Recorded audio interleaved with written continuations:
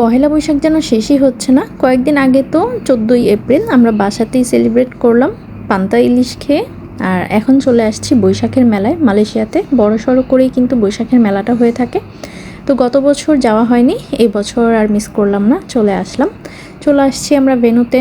খুঁজতে একটু কষ্টই হয়েছিল এবারের ভেন্যুটা। যাই হোক, খুব সুন্দর ডেকোরেশন, ভিতরে ঢুকলেই অনেক পরিচিত মুখের সাথে দেখা হয়ে যাবে, সেটা আমি আগে থেকেই জানি। তো আমরা খুঁজছিলাম যে কে কে আছে পরিচিত, আগে তাদের সাথে দেখা করি।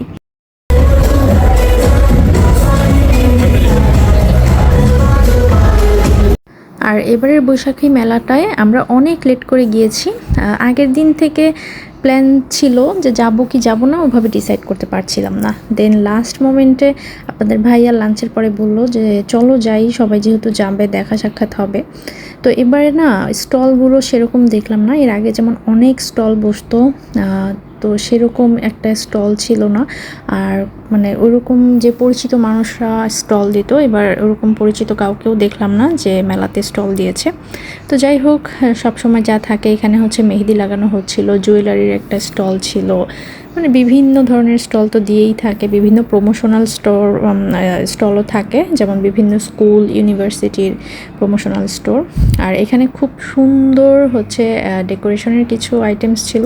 এই জিনিসটা আমার কাছে খুবই ভালো লেগেছে, কারণ বাংলাদেশ থেকে চাইলেও আনা যায় না নিজে না গেলে।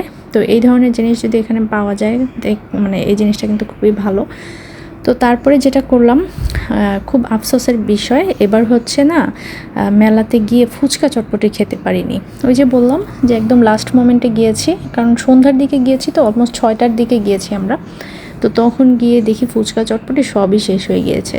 জাস্ট ঝালমুড়িটা পেয়েছি, ভাবলাম যে এটা দিয়েই এবার কাজটা চালিয়ে দিই, ঝালমুড়িই খাই, এছাড়া আর কোনো উপায় দেখছিলাম না। তাই আর আগে ভাগে ঝালমুড়িটা নিয়ে নিলাম হাতে।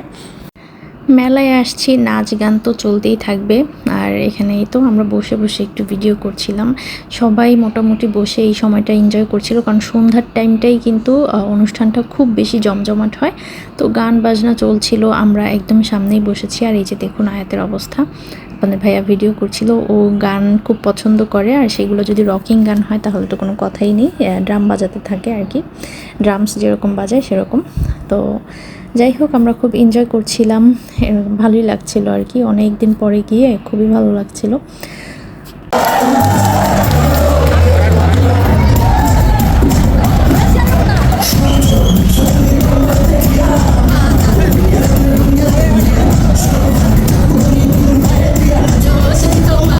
গান আপনাদেরকে খুব বেশিক্ষণ শোনাতে পারবো না, কারণ যে কোনো সময় কপিরাইট চলে আসবে। তো বাচ্চারা কিন্তু খুবই এনজয় করছিল এখানে, আপনাদের ভাইয়াও চিল্লিয়ে চিল্লিয়ে গান গাচ্ছিল। তো চাইলেও রাখতে পারিনি ক্লিপগুলো রেখেছি, জাস্ট ভয়েসগুলো রাখতে পারিনি, আমাকে এক্সট্রা ভয়েস ওভার করতে হচ্ছে।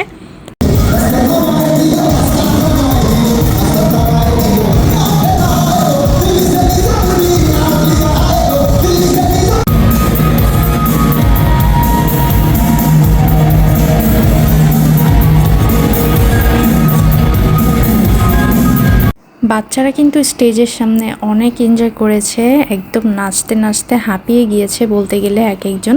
মানে আমিরাকে তো মাশাল্লাহ মাশাল্লাহ অনেক সুন্দর লেগেছে, অনেক কিউট একটা বাচ্চা। তারপরে আয়াত কিন্তু নর্মালি এরকম গিয়ে সামনে গিয়ে নাচবে এই ধরনের ছেলে না।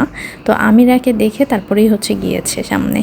তার এই যে আমি ঝালমুড়ি খাচ্ছিলাম বসে বসে, ঝালমুড়ি শেষ করতে পারছিলাম না, আস্তে আস্তে খাচ্ছিলাম আর কি। খুব মনটা খারাপ লাগছিল, যেহেতু ফুচকা চটপটি খেতে পারলাম না। এরকম একটা মেলায় গেলাম, এর আগে যতবার গিয়েছে এরকম হয়নি যে ফুচকা চটপটি পাইনি।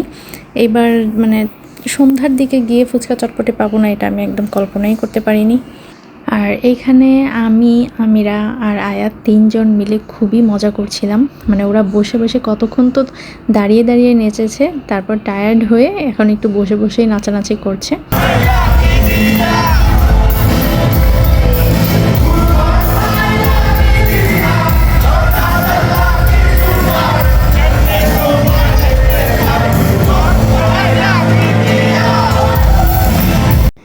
এরপরে তো প্রোগ্রাম শেষ, উড়াধুরা নাচ গান শুরু।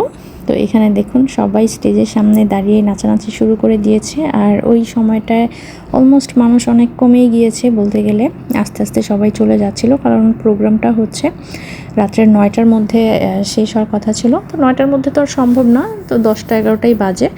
তো 10টার পরে আর কি সব প্রোগ্রাম ক্লোজ হয়েছে। তো আমরা একদম লাস্ট পর্যন্তই ছিলাম, একদম শেষ পর্যন্ত সবাই নাচানাচি করতেছে শেষ পর্যন্ত দাঁড়িয়ে থেকে। যখন শেষ হয়েছে দেন হচ্ছে আমরা ভেন্যু থেকে বের হয়েছি। এই পর্যায়ে ভেন্যু একদমই খালি হয়ে গিয়েছিল, দেখুন পেছনের চেয়ার সব ফাঁকা আর সবাই সামনে চলে এসেছে। মেয়েরাও কিন্তু সামনে নাচানাচি করছে। আর আমাদের পোলাপানগুলার কথা কি বলবো, এরা তো নাচতেই আছে, এদের নাচানাচি তো আর থামে না।